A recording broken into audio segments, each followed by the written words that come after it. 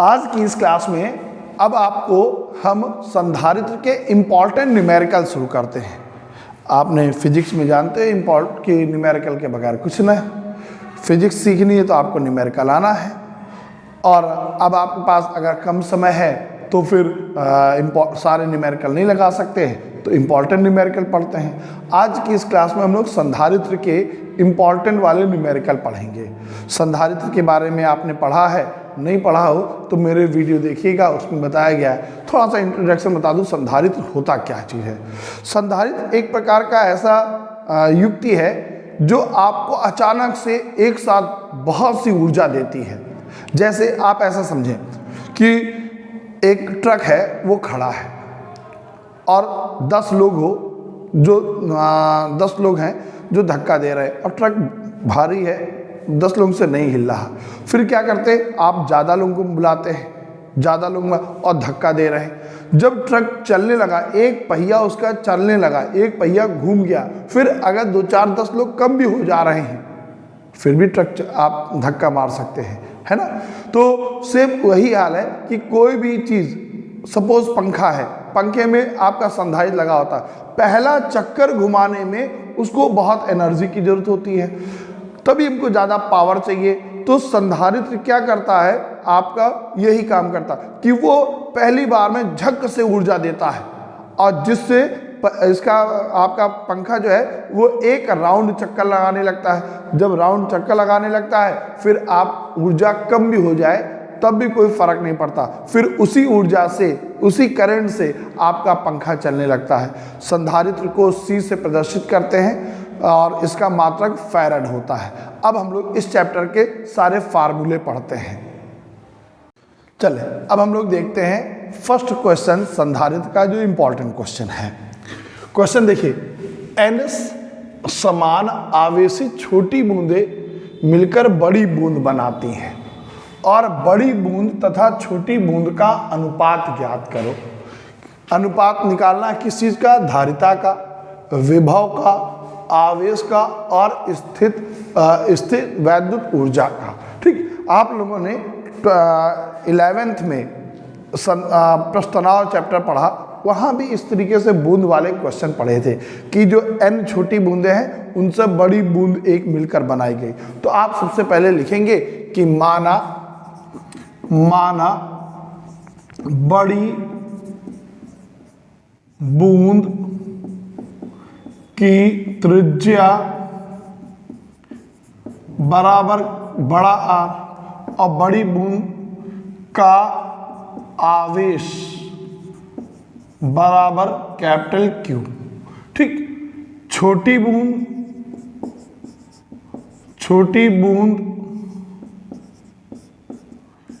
की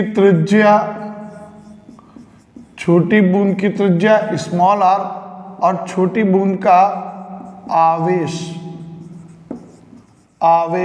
बराबर छोटा q। ये हमने सपोज कर लिया। क्या क्वेश्चन समझ में आया? फिर ध्यान रखना, क्वेश्चन सबसे पहले समझना है, आंसर उसके बाद में। क्वेश्चन बहुत धीमे धीमे समझिए तो आंसर आप जल्दी से देंगे। क्वेश्चन है कि n छोटी बूंदें हैं, उनको मिलाकर एक बड़ी बूंद बनाई गई है।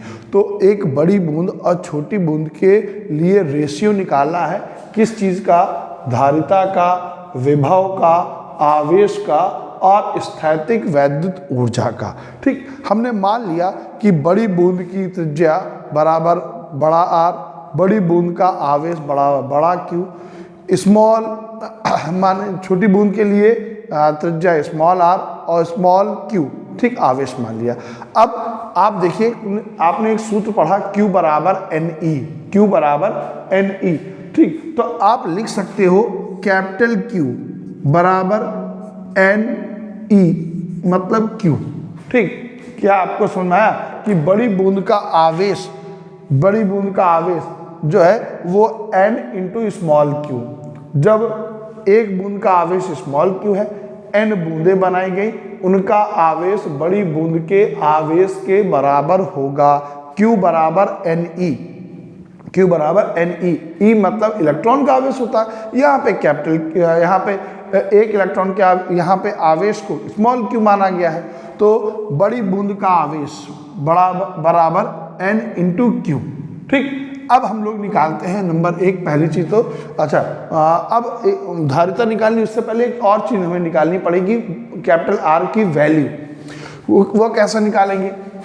लिखेंगे एक बड़ी बूंद का आयतन, एक बड़ी बूंद का आयतन बराबर n छोटी बूंदों, n छोटी बूंदों का आयतन। देखिए, एक जो कैपिटल बूंद बनाई गई है, एक बड़ी बूंद बनाई गई, उसका आयतन n छोटी बूंदों के बराबर होगा। समझें, 10 छोटी छोटी बूंदें हैं, उनमें जितना पानी होगा वही तो पानी एक बड़ी बूंद के बराबर होगा। पानी मतलब यहाँ आयतन से है कि अगर एक एक मिलीग्राम की 10 छोटी बूंदें हैं तो टोटल कितना हो गया? 10 मिलीग्राम या 10 ग्राम, जो भी माना जाए। ठीक, और कैपिटल क्यू की वैल्यू कितनी आएगी? 10 मिलीग्राम। तो एक बड़ी बूंद का आयतन बराबर n छोटी बूंदों के। ठीक, बूंद गोल मानी जाती है, तो गोले का आयतन क्या होगा? 4/3 पाई r क्यूब और n 4/3 पाई r क्यूब। समझ में आया? बड़ी बूंद का आयतन 4/3 पाई r क्यूब, गोले का आयतन आपने 10th में पढ़ा। n छोटी बूंद है तो छोटा r माना, बड़ी बूंद है बड़ा r माना। अब देखिए ये कैंसिल आउट हो जाएगा, तो कैपिटल R क्यूब बराबर n r क्यूब। अब यहाँ से अगर हम इसकी वैल्यू निकालें कैपिटल R की, तो क्या लिखेंगे? r n की पावर 1/3। ठीक, हम इसका घनमूल निकालते हैं। जब घनमूल निकालेंगे तो इसका r का तो r हो जाएगा, n का क्या हो जाएगा? 1/n की पावर 1/3। ठीक, अब पहली चीज निकाली जाती है, ये मैंने कैपिटल R बड़ी बूंद की त्रिज्या छोटे त्रिज्या के पदों में वैल्यू निकाली, और ये निकाला हमने कैपिटल Q की वैल्यू। ठीक, कैपिटल Q और कैपिटल R। अब हम निकालते हैं धारिता। तो यहाँ पे धारिता का मतलब गोली विलगित धारिता, गोली चालक से है, और गोली विलगित चालक का आपने फार्मूला पढ़ा है।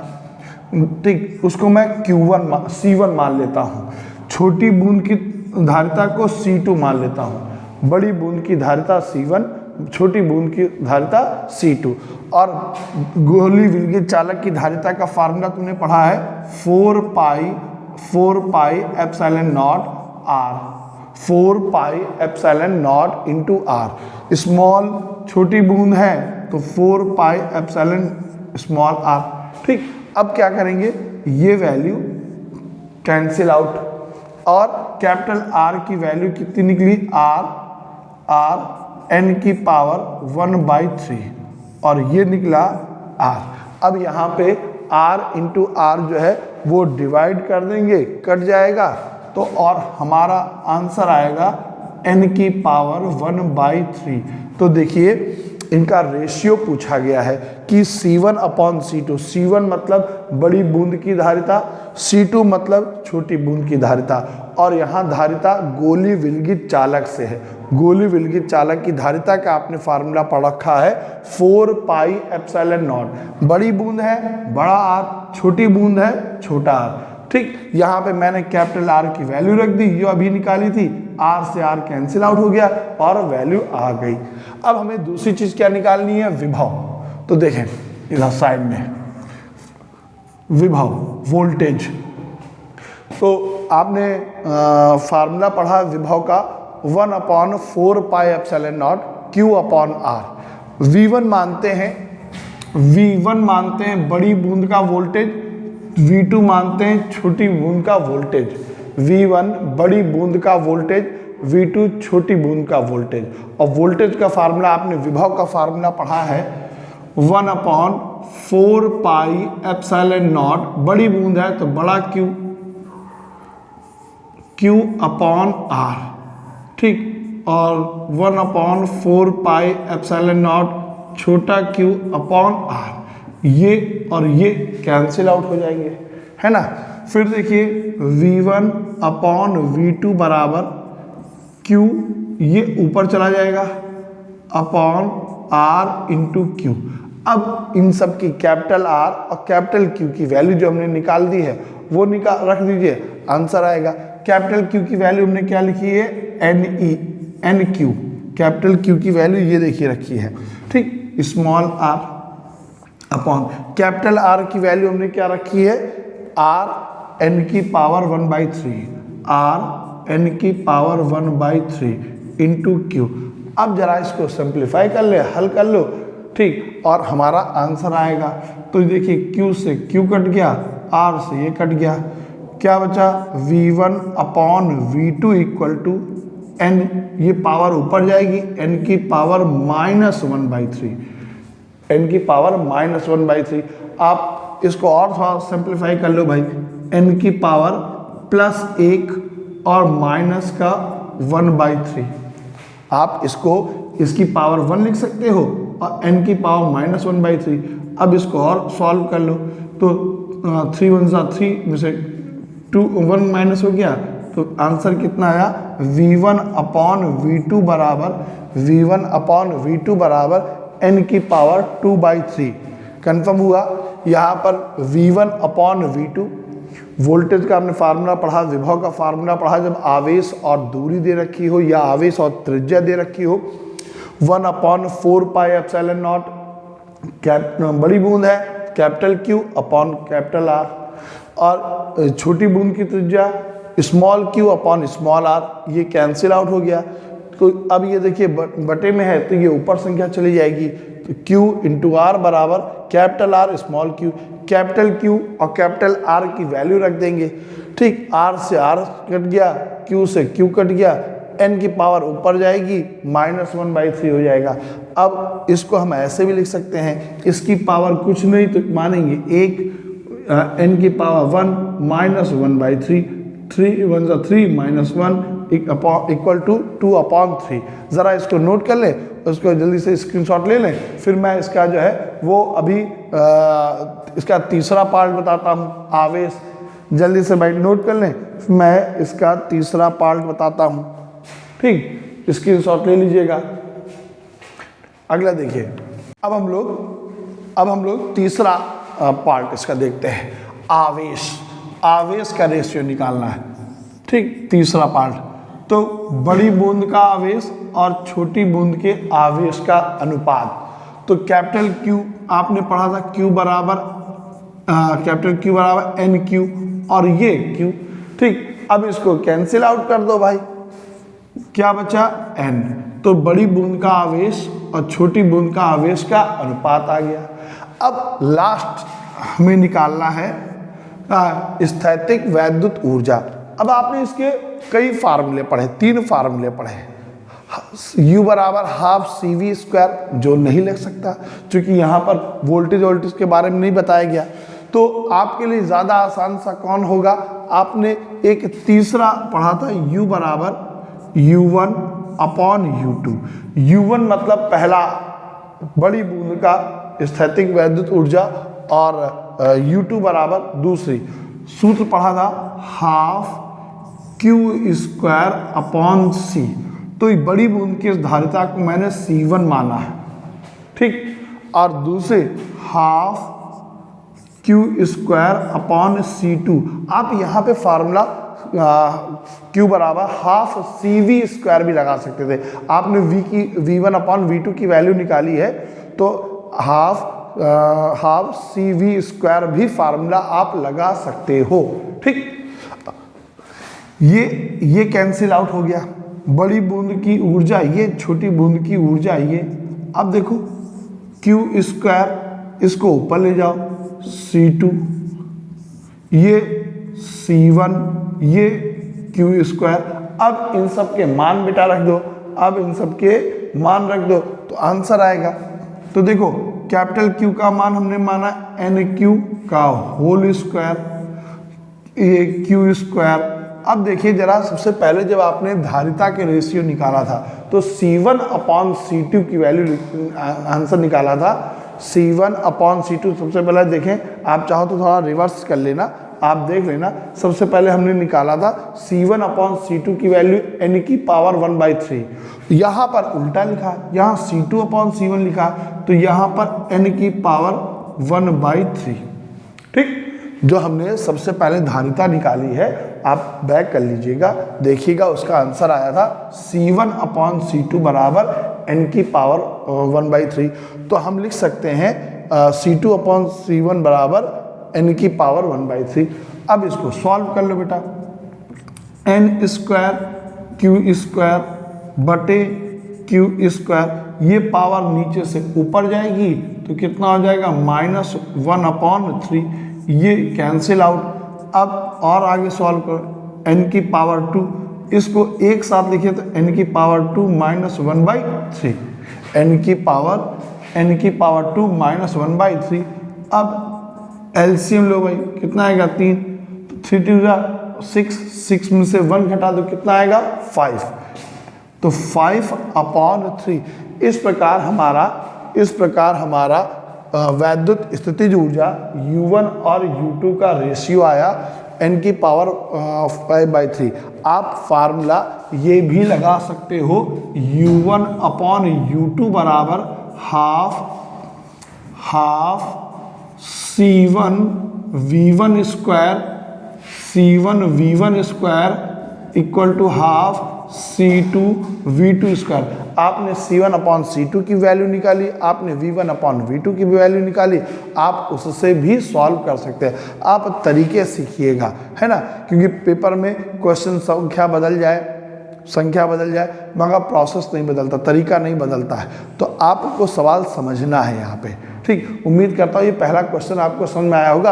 आप इसको जल्दी से स्क्रीनशॉट ले लें या वीडियो रोक के नोट कर लें, फिर हम लोग जो है नेक्स्ट क्वेश्चन की ओर पढ़ते हैं।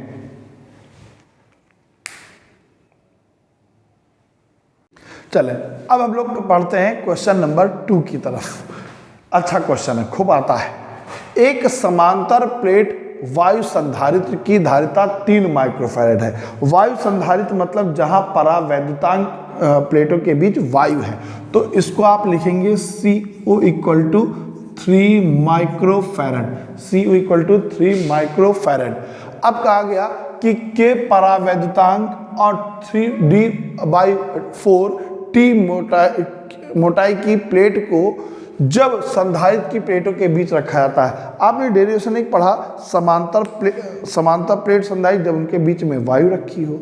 एक और डेरिवेशन पढ़ा, समांतर प्लेट संधारित्र जब उनके बीच में T मोटाई की परावैद्युत क्षण रखी हो। तो यहाँ पर T मोटाई की परावैद्युत क्षण की जो दे रखी, वो दे रखी 3D/4।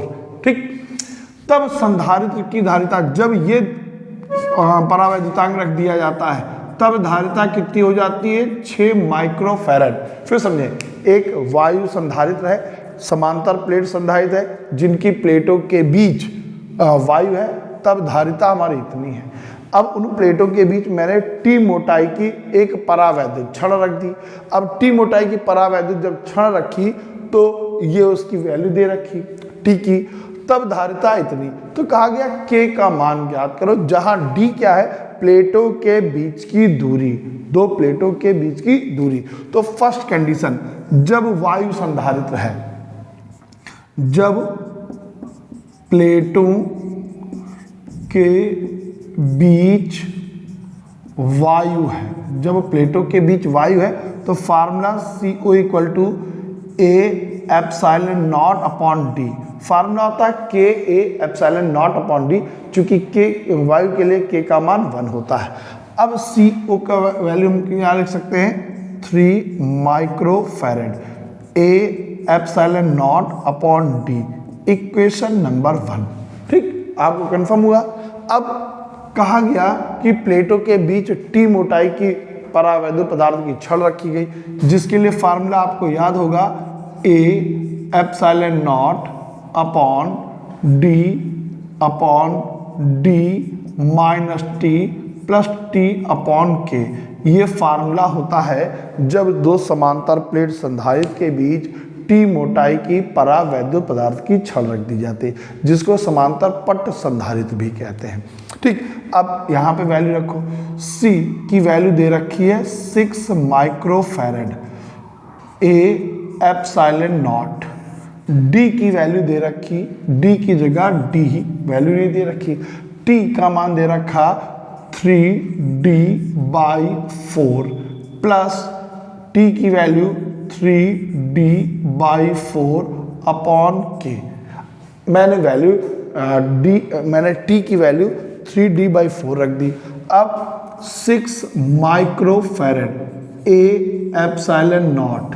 अब देखो सिर्फ इतने को सॉल्व करो, इतने को सॉल्व करो, इतने को सॉल्व करेंगे तो 4 एलसीएम लो कितना आएगा 4, 4 1 जा 4, 4D में से 3D गया, कितना बचेगा D। ठीक, 4 1 जा 4, 4 में से 3D गया D plus 3D upon 4K।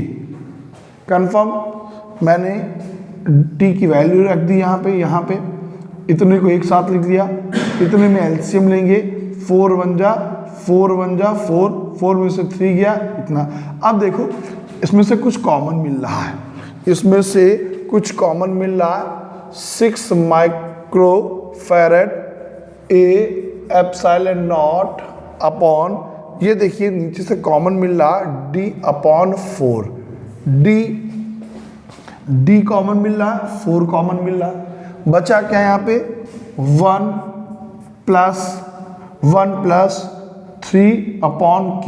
D common ले लिया, 4 कॉमन के लिए, तो क्या बचा 3 upon K।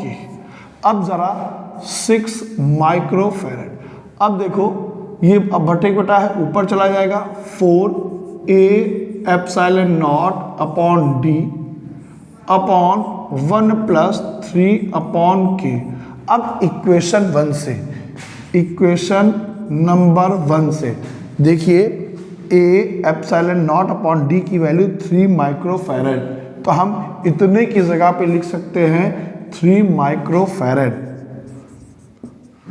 3 microfarad upon 1 plus 3 upon K। ये देखिए माइक्रो कट गया, 1 जा 2 जा कट गया, 1 जा 2 जा कट गया, क्रॉस मल्टीप्लाई कर दो, ये ऊपर आ जाएगा, तो 1 plus 3 upon K equal to 2। ठीक, अब इस 2 को बराबर के उधर ले जाओ, माइनस में हो जाएगा, तो 2 minus 1 equal to 1, cross multiply कर दो तो K इक्वल टू 3। तो जो परावैद्युत पदार्थ की छड़ रखी गई जिसकी मोटाई प्लेटों के बीच की दूरी की 3D/4 थी, उसका परावैद्युतांक कितना होगा 3। ठीक, यहाँ पे परावैद्युतांक का कोई मात्रक नहीं होता है। फिर जाए इस सवाल को समझ लें, क्वेश्चन को। वायु संधारित्र का मान इतना दे रखा है, प्लेटों के बीच की दूरी ये दे रखी, प्लेटों के बीच जब माध्यम रख दिया गया धारिता इतनी आई। तो जब प्लेटों के बीच वायु है, आपने ये फार्मूला पढ़ा, यहाँ पे CO की वैल्यू दे रखी 3 माइक्रोफैरड, इक्वेशन 1 है। समांतर पट संधारित्र के लिए आपने ये फार्मूला पढ़ा, यहाँ पे C की वैल्यू रख दी, T की वैल्यू रख दी, ब्रैकेट लगा लिया, इतने को सिर्फ सॉल्व करो तो एलसीएम 4 आएगा, 4 की D से मल्टीप्लाई, 4D माइनस 3D बराबर D। अब इसमें से देखिए कुछ कॉमन मिल रहा है, D कॉमन और 4 कॉमन, क्या बचेगा ये बचा। अब हम इस 4 को ऊपर लिख सकते हैं चूंकि बटे में है ये, A epsilon not upon D, ये इक्वेशन 1 से 3 माइक्रोफैरड आया, तो मैंने इतनी की जगह 3 माइक्रोफैरड लिख दिया, 1 प्लस 3 अपॉन K। अब इसको सिंप्लीफाई कर लिया, ये वैल्यू आई, 1 उधर जाएगा, माइनस का हो जाएगा, क्रॉस मल्टीप्लाई कर देंगे, वैल्यू आ जाएगी। ठीक, इस क्वेश्चन को ना समझना है फिर देखें, तो इतना मुश्किल नहीं है, तो आप जरा ध्यान से समझें। इससे पहले आपने ज़रूर पढ़े होंगे, मगर एक ये रिवीजन है इम्पॉर्टेंट क्वेश्चनों का, जो आप किसी भी बोर्ड पेपर की तैयारी कर रहे हो उसमें जो क्वेश्चंस आते रहते हैं। जल्दी से क्वेश्चन नोट कर लें और फिर हम लोग क्वेश्चन नंबर 3 की ओर पढ़ते हैं।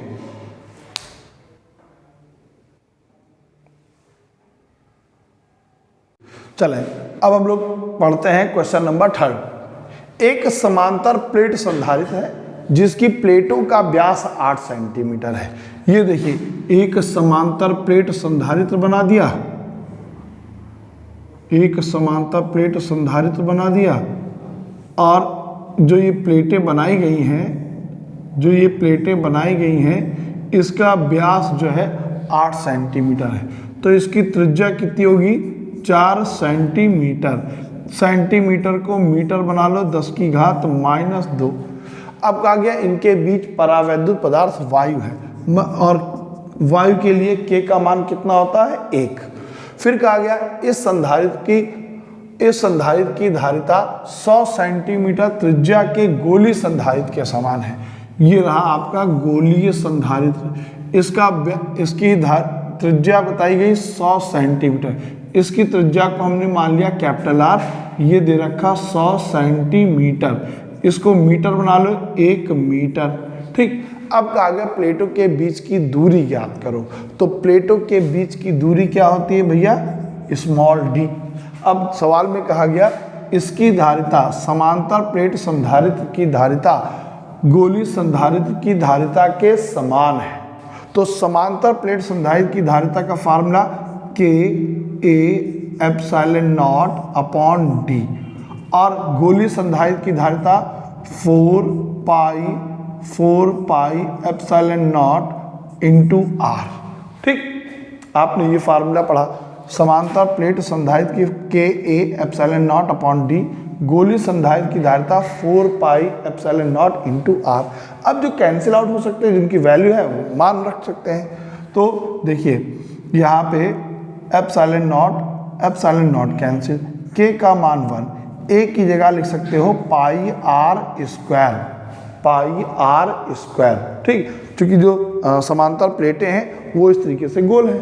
ठीक, और आप गोले का क्षेत्रफल पढ़ते हैं 4πr², और d यहाँ 4π × r। एप्सिलॉन कैंसिल हो चुका है, पाई से पाई कैंसिल कर दिया। अब d की वैल्यू निकालनी है आपको, d की वैल्यू निकालनी है। तो 4r नीचे आएगा, d ऊपर जाएगा, तो r² बराबर 4r, r² बराबर 4r। अब यहाँ पे आप इन सब के मान रख देंगे और आंसर आएगा। तो स्मॉल r की वैल्यू दे रखी 4 × 10⁻²। 4 का स्क्वायर 16, -2 का स्क्वायर -4/4।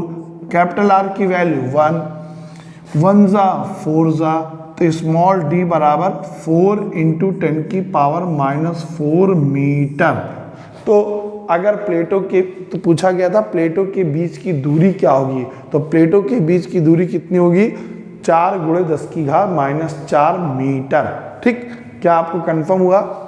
समांतर प्लेट संधारित्र है जिसका व्यास दे रखा है, इसकी त्रिज्या हमने बना ली। अब कहा गया कि इसकी धारिता, समांतर प्लेट संधारित्र की धारिता गोलीय संधारित्र की धारिता के बराबर है, और इसकी त्रिज्या दे रखी 100 सेंटीमीटर, इसकी मीटर बना लिया।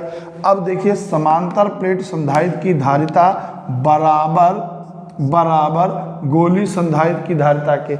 अब हमने एप्सिलॉन कैंसिल किया, K का मान 1, A की जगह लिखेंगे πr², ये वैल्यू लिखी, पाई कैंसिल, D ऊपर ले जाओ, 4r नीचे, क्या स्मॉल r की वैल्यू रख दीजिए और आंसर आ जाएगा। इस प्रकार हमारा तीसरा क्वेश्चन कंप्लीट हुआ। अब हम लोग क्वेश्चन अगले की ओर बढ़ते हैं, क्वेश्चन नंबर 4 की ओर।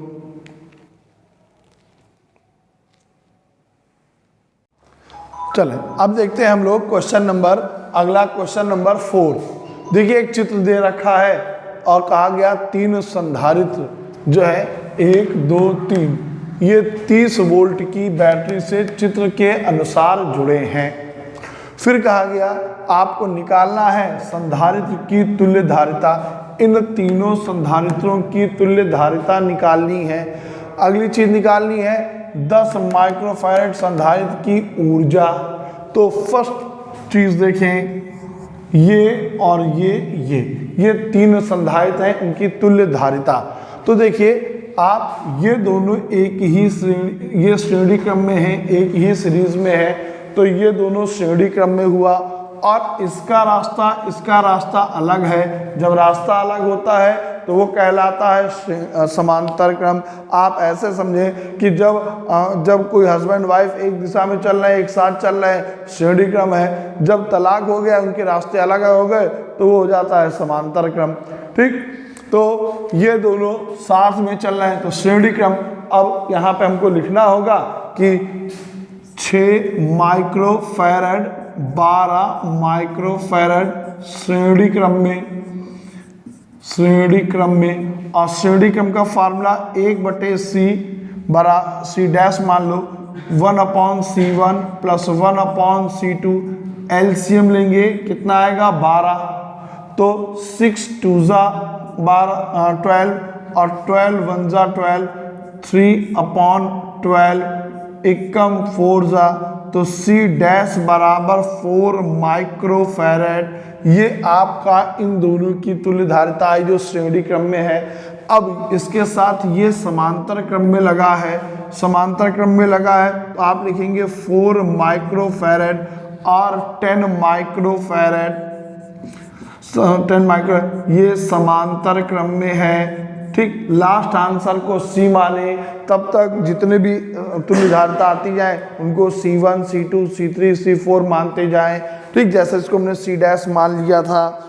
अब ये लिखेंगे समांतर क्रम में C बराबर C1 प्लस C2 बराबर 14 माइक्रोफैरड, 14 माइक्रोफैरड। ये इनका तुल्य धारिता हमारी प्राप्त हो गई। ठीक, ये दोनों श्रेणी क्रम में और ये समांतर क्रम में। अब हमें निकालना है, क्वेश्चन में बताया गया कि 10 माइक्रोफैरड में संचित ऊर्जा का फार्मूला आपने पढ़ा, U बराबर ½ CV²। ठीक, क्वेश्चन में 10 माइक्रोफैरड में कहा गया, तो C की वैल्यू कितनी रखेंगे 10 गुणे 10 की घात -6। माइक्रोन की वैल्यू कितनी होती है 10 की घात -6। ठीक, और यहाँ पर V की वैल्यू दे रखी 30 वोल्ट, तो 30 का स्क्वायर करोगे कितना आएगा 900। अब कैंसिल आउट कर दो भैया। अब देखिए इसके साथ ये 0 जुड़ गया, 4500 इंटू 10 की पावर -6 पॉइंट यहाँ माना जाता। 1 2 3 डिजिट इधर लाएंगे, 10 की घात प्लस का 3 बन जाएगा, ये -6। अब 6 में से 3 घटा देंगे, है ना। जब यहाँ पे देखिए कहीं भी नहीं दशमलव माना तो दशमलव यहाँ पे माना जाता है। अब ये 3 दशमलव इधर खिसाया, 10 की पावर प्लस हो गया। अब 6 में से 3 घट गया, कितना बचा -3। ऊर्जा का मान मात्रक जूल। तो क्वेश्चन पूछा गया था 10 माइक्रोफैरड में कि कितनी ऊर्जा होगी, तो U बराबर ½ CV²। सब क्वेश्चन में C की वैल्यू ये बोली गई थी, ये रखा, और V की वैल्यू ये रखी। ठीक, जल्दी से क्वेश्चन को नोट करें, फिर हम लोग अगला क्वेश्चन पढ़ें। चलो अब हम लोग देखते हैं नेक्स्ट क्वेश्चन नंबर 5। एक चित्र आता है इस तरीके से पेपर में, और कहा जाता है कि क्वेश्चन A और B के बीच, ये पॉइंट A है, ये B है, इसके बीच तुल्य धारिता ज्ञात करो। ठीक, तो अब इस चित्र को थोड़ा सा और सिंप्लीफाई कर लेते हैं और सरल कर लेते हैं, फिर ये हल करना बड़ा आसान होगा। देखिए ये 8 माइक्रोफैरड, मैंने ये बिंदु A लिया, 8 माइक्रोफैरड ये बना लिया। फिर देखिए 6 3 और 2, ये तीनों जो है वो समांतर क्रम में होंगे। इसका इन तीनों के रास्ते अलग हैं। जो धारा इसमें बहेगी वो इसमें नहीं, जो धारा इसमें बहेगी वो इसमें नहीं। तो इसलिए इन तीनों के रास्ते अलग कर दिए, तीनों के रास्ते अलग कर दिए, ये और ये। ठीक, ये हमारा 6 माइक्रोफैरड, ये हमारा 3 माइक्रोफैरड, ये हमारा 2 माइक्रोफैरड। और ये देखिए दोनों समांतर क्रम में आ जाएंगे, दोनों के रास्ते अलग हैं, तो हम लोग इसको दोनों को अलग अलग जोड़ लेते हैं।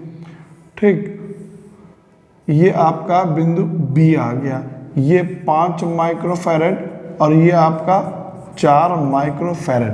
अब इस क्वेश्चन को आपके लिए हल करना आसान है। ये 8 माइक्रोफैरड, ये 8 माइक्रोफैरड यह है, ये देखिए 6, 3, 2, तीनों के रास्ते अलग हैं। इसका रास्ता अलग, जो करंट इसमें जाएगा वो इसमें नहीं, जो इसमें जाएगा वो इसमें नहीं, तीनों की कैपेसिटी अलग अलग होगी करंट की। ठीक, तो ये तीनों समांतर, सेम यही पोजीशन यहाँ पे भी है कि ये और ये दोनों अलग अलग कोई जो है रास्ते में है, अलग अलग रास्ता है। जब रास्ते अलग होते हैं वो समांतर क्रम होता है। अब इसको हम सॉल्व करते हैं। तो देखिए पहले ये तीनों को जोड़ते हैं, 6, 3, 2 को जोड़ते हैं समांतर क्रम में। समांतर क्रम फार्मूला समांतर क्रम का भाई आपने पढ़ा, C डैश बराबर C1 plus C2 plus C3, तो 6, 3, 9, 2, 11 माइक्रोफैरड, 11 माइक्रोफैरड। ठीक, अब ये 5, ये 4, 5 माइक्रोफैरड और ये 4 माइक्रोफैरड, ये भी समांतर क्रम में है, ये भी समांतर क्रम में है। जब समांतर क्रम में है तो C डबल डैश इसको मान लेते हैं 5 प्लस 4 बराबर 9 माइक्रोफैरड। ठीक, अब 8, ये टोटल रास्ता, ये टोटल, ये तीनों देखो श्रेणी क्रम में है। जितना करंट इससे जाएगा वही इन तीनों में डिवाइड हुआ, वही इन दोनों में डिवाइड हुआ। इन तीनों का मात्रा, इसकी मात्रा और इसकी मात्रा सभी की बराबर होगी। आप ऐसे समझे कि 100 लीटर पानी यहाँ से फ्लो हुआ, ठीक, तो 100 लीटर पानी इस पुलिया से, ये पुलिया मान लो, पुलिया से डिवाइड हुआ, तो वही 100 लीटर पानी इन 3 रास्तों में पहुंचा, वही 100 लीटर पानी इन दोनों रास्तों में पहुंचा। तो मतलब ये तीनों क्या हो गए, श्रेणी क्रम। अब आप आंसर लिख सकते हैं 8 माइक्रोफैरड C डैश और C डबल डैश, ये आपके श्रेणी क्रम में होंगे, ये आपके श्रेणी क्रम में होंगे। ठीक, और श्रेणी क्रम का फार्मूला टोटल निकालोगे, C बराबर 1/C, 1/C dash, 1/C double dash. अब इनकी वैल्यू रख दी जाए सॉरी, इनकी वैल्यू रख दी जाए। C डैश की वैल्यू कितनी भैया, C डैश की ये वैल्यू देखिए 11 और C डबल डैश की वैल्यू रख दी जाए, C डबल डैश की वैल्यू कितनी, 9। अब इतने पूरे को एलसीएम लेके आप जब सॉल्व करेंगे तो आएगा 792,259। ठीक, आप एलसीएम लेके सॉल्व करिएगा, ये 1/C की वैल्यू आएगी। संख्या पलटेंगे तो C बराबर 792/259 और जो डिवाइड करने पे आता है 3.05 माइक्रोफैरड। ठीक, क्या कंफर्म हुआ। अब सबसे इम्पॉर्टेंट बात है कि इस चित्र को मैं इस तरीके से बना सकता हूं। जब आप इस तरीके से बनाते हैं फिर आपको ये क्वेश्चन हल करना आसान हो जाता है। जल्दी से क्वेश्चन नोट कर लें, क्वेश्चन नोट कर लें, इस वीडियो रोक के फिर मैं नेक्स्ट क्वेश्चन पढ़ता हूं। चले अब देखते हैं क्वेश्चन नंबर 6। आपके सामने एक बोर्ड पे चित्र दे रखा और क्वेश्चन कहा गया कि ए और बी के बीच तुल्य धारिता निकालनी, नंबर 1। दूसरी चीज निकालनी कि 4 माइक्रोफैरड में प्लेट पर विभवांतर कितना होगा। तो आपको एक कॉन्सेप्ट याद रखना होगा कि श्रेणी क्रम में सदैव आवेश समान होते हैं और समांतर क्रम में विभवांतर। फिर समझे, श्रेणी क्रम में आवेश सदैव समान होते हैं और समांतर क्रम में विभवांतर। तो पहले तो हम लोग तुल्य धारिता निकालते हैं। ये देखिए, ये तीनों के रास्ते अलग अलग हैं। जब तीनों के रास्ते अलग अलग हैं तो ये क्या होंगे, समांतर क्रम। तो समांतर क्रम का formula C dash first situation में 3 + 3 + 3 बराबर 9 माइक्रोफैरड। ठीक, अब इन तीनों में जितना करंट पानी मान लो, आपको पानी समझना आसान होगा, ठीक। जितना पानी इनमें से यहाँ इधर फ्लो होके इधर जा रहा है, वही पानी तो यहाँ से गया था, वही पानी यहाँ से गया था। जब वही पानी और उतना ही पानी गया था, मतलब वो श्रेणी क्रम है, मतलब वो श्रेणी क्रम है। तो 9 माइक्रोफैरड और 18 माइक्रोफैरड ये आपका आ जा रहा श्रेणी क्रम, ठीक। श्रेणी क्रम का फार्मूला 1/c डबल डैश, अब पहले c डैश माना, आपकी से डबल डैश, 1/9 प्लस 1/18, एलसीएम लीजिए कितना आएगा 18, ठीक। तो 9 दूनी 18, 18 एकम 18, 3/18, एकम छक्का, तो c डबल डैश बराबर 6 माइक्रोफैरड। तो अब हमें ये तीनों समांतर और ये श्रेणी क्रम, अब देखो इसका रास्ता अलग है, जब रास्ते अलग हैं तो फिर समांतर आएगा। तो इस इतने ऊपर वाले का आंसर, ऊपर वाले का टोटल आंसर कितना है 6 माइक्रोफैरड, और ये वाला 6 माइक्रोफैरड, ये आपका हो गया समांतर क्रम में, ठीक। ये आपका हो गया समांतर क्रम में। तो समांतर क्रम में आपका c ट्रिपल डैश बराबर 6 + 6 बराबर 12 माइक्रोफैरड, ठीक। अब आपको ये देखिए, पहले आप तीनों समांतर निकाले, फिर ये श्रेणी, ये समांतर। अब इन सब में जितना करंट गया वही तो यहाँ से बह के गया था। आप पानी माने कि पानी, ये पुलिया हमारी है, ये पानी यहाँ से बह के गया, जितना पानी जाएगा वही तो सब यहाँ पूरे में डिवाइड हुआ, तो मतलब श्रेणी क्रम है। वही पानी जाए, उतना ही पानी जाए, तो वो कहलाता श्रेणी क्रम। तो 12 माइक्रोफैरड और 4 माइक्रोफैरड ये आपका निकला श्रेणी क्रम, और श्रेणी क्रम का फार्मूला होता है 1/c। अब ये लास्ट आंसर है इसीलिए डैश नहीं मानेंगे, बराबर 1/12 प्लस 1/4, एलसीएम लोगे कितना आएगा 12, तो 12 1 जा और 4 3 जा 12, 3 1 4, ठीक, 1 जा 3 जा, तो आंसर आया 3 माइक्रोफैरड। तो अब क्वेश्चन पहली चीज पूछी गई थी कि इसकी तुल्य धारिता कितनी होगी, तो आपने तुल्य धारिता कितनी निकाली, ये निकाली 3 माइक्रोफैरड, ठीक। अब देखें अगली चीज हमें क्या निकालना था, विभवांतर। तो सबसे पहले विभवांतर निकालने के लिए आवेश पता होना चाहिए कि आवेश कितना होगा, आवेश कितना होगा, तब तो हमको पता चले भाई। तो ये देखो, ये 4 और इस टोटल इसका जो निकाला था वोल्टेज कितना है 2, इसका वोल्टेज दे रखा 2 वोल्ट, ठीक। अब हमें निकालना है यहाँ पर, ये देखिए, ये इसके साथ ये श्रेणी क्रम में, जो इसकी इतनी मैंने वैल्यू निकाली, ये आया श्रेणी क्रम में। तो अब मैं आवेश निकालूंगा, अब मैं निकालूंगा आवेश, ठीक। तो Q बराबर CV, C × V।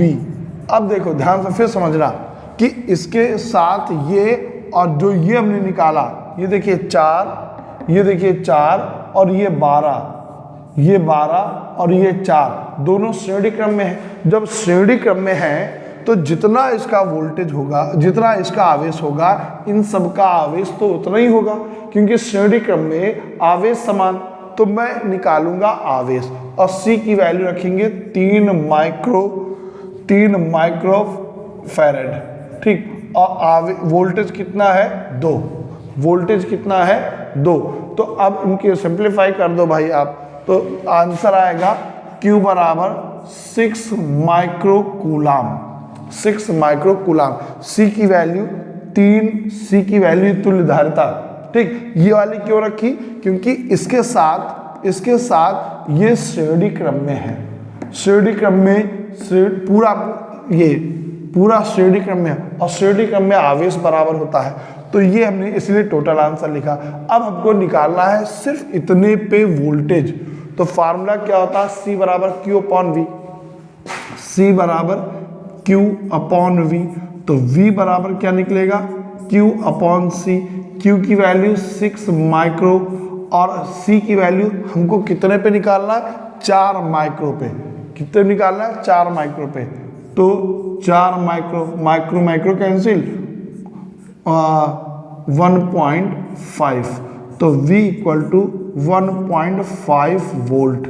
अब क्वेश्चन पूछा गया था कि 4 माइक्रोफैरेड में, क्वेश्चन पूछा गया था 4 माइक्रोफैरेड में जो है, अब आपको विभवांतर निकालना है, तो 4 माइक्रोफैरेड में आया विभवांतर इतना। फिर समझे, हमने ये तीनों समांतर क्रम निकाला, ये श्रेणी क्रम निकाला, फिर ये समांतर, ये और ये श्रेणी, ठीक, तुल्य धारिता आ गई। अब हमने सबसे पहले जब हमको विभवांतर निकालना है तो हमको आवेश तो पता होना चाहिए कि इस पर आवेश कितना है। वो आवेश कैसे निकलेगा, Q बराबर CV। C की वैल्यू जो हमने निकाली 3 माइक्रोफैरेड। अब ये क्यों रखेंगे, ये क्यों रखेंगे, क्योंकि भाई 4 पे निकालनी है, 4 पे निकालनी ये, और इसके साथ जो 12 निकला वो दोनों श्रेणी क्रम में है। तो जितनी 4 पे आवेश होगा वही श्रेणी क्रम में होगा। तो इन दोनों का टोटल आंसर कितना आया था, 3। वो मैंने यहाँ पे 3 रख दिया।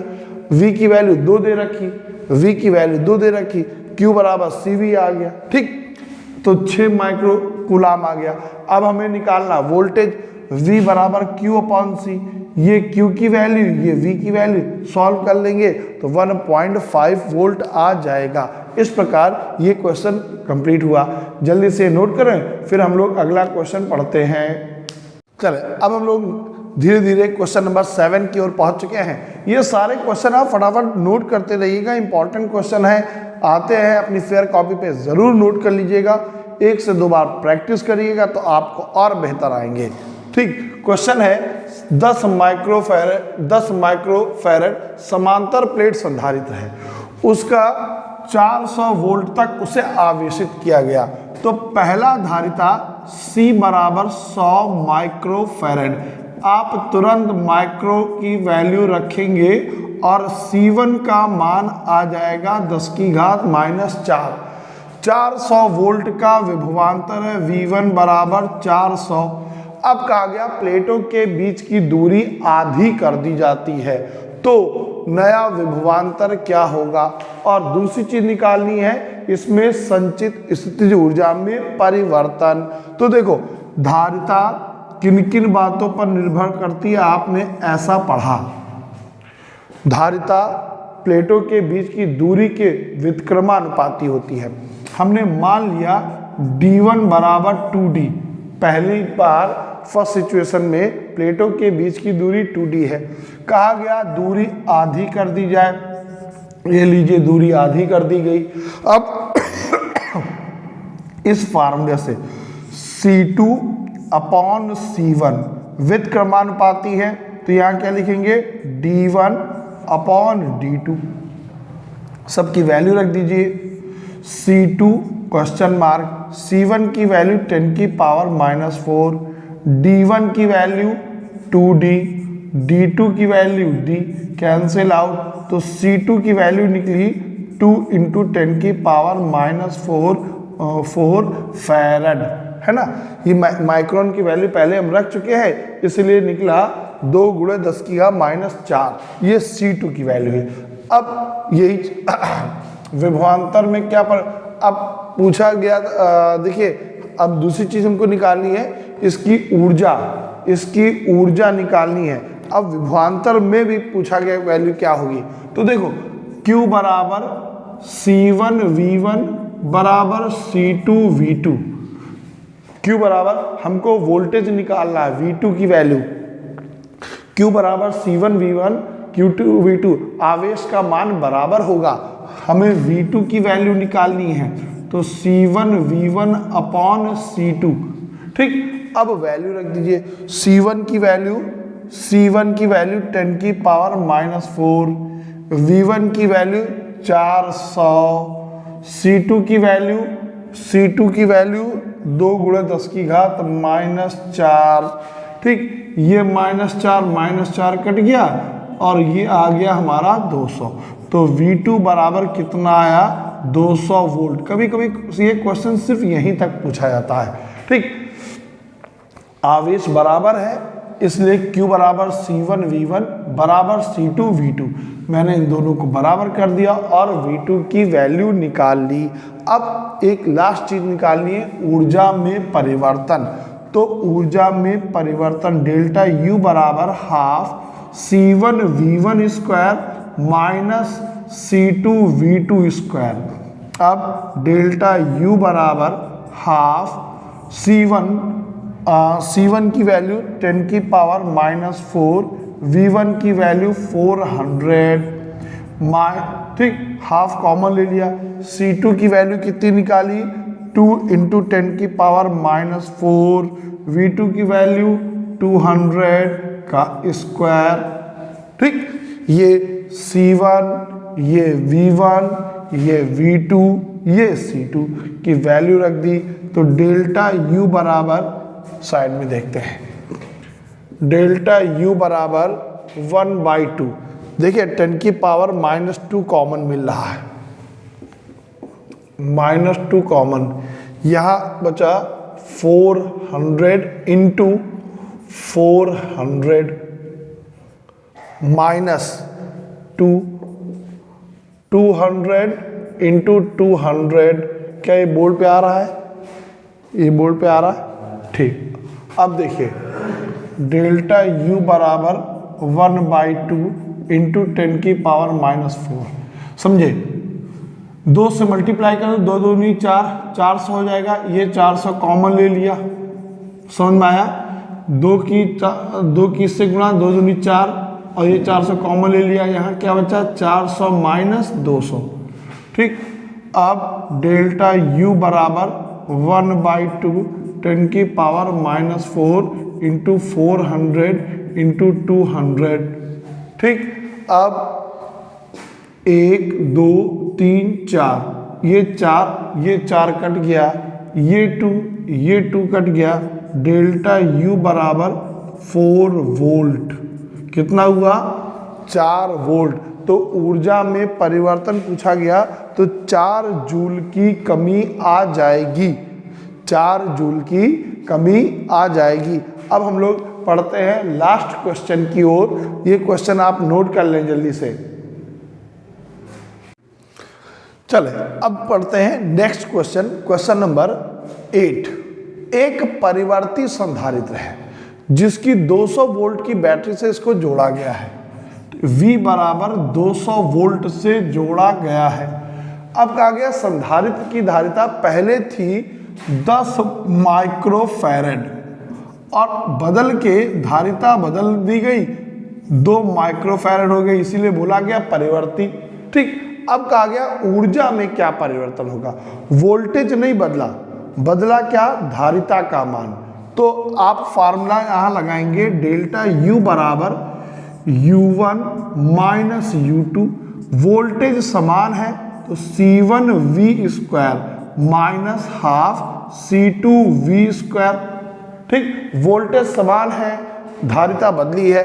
अब कॉमन ले लीजिए, 1/2 V स्क्वायर C1 - C2। अब 1/2 V की वैल्यू 200, तो 200 × 200। C1 की वैल्यू 10 माइक्रोफैरड, माइक्रोन की वैल्यू रखी, माइनस C2 2 माइक्रोफैरड, माइक्रोन की वैल्यू रखी। अब डेल्टा U बराबर 1/2 × 200 × 200 × 10 की घात -6 कॉमन मिल जाएगा, -6 कॉमन ले लिया। अब क्या, 10 में से 2 घटा दिया, कितना बचा, 8। अब देखें 2 चक्कू 8। ठीक, अब 1 2 3 4 पावर इससे कम हो जाएंगी, 2 2 4, 4 पावर कम हो गई, कितना बचा, -2। 1 2 3 4 पावर माइनस से कम हो गई, 4 चक्कू 16 × 10 की घात -2। पूछा गया था कितनी ऊर्जा में परिवर्तन होगा, तो ऊर्जा में परिवर्तन कितना हुआ आपका, 16 × 10 की पावर -2 जूल। ठीक, उम्मीद करते हैं आपको समझ में आया होगा। आज के इस वीडियो में आप सभी लोगों ने 8 क्वेश्चन पढ़े। ये सारे क्वेश्चन बड़े इंपॉर्टेंट हैं जो कई बार बोर्ड पेपर में आए हैं। आप अगर 12th की तैयारी कर रहे हैं, पेपर करीब है, तो आप इन क्वेश्चनों को कॉपी पे, नोटबुक पे नोट कर लें और एक बार 2 बार प्रैक्टिस करें। आपकी प्रैक्टिस से ज़रूर ये आप कर सकेंगे।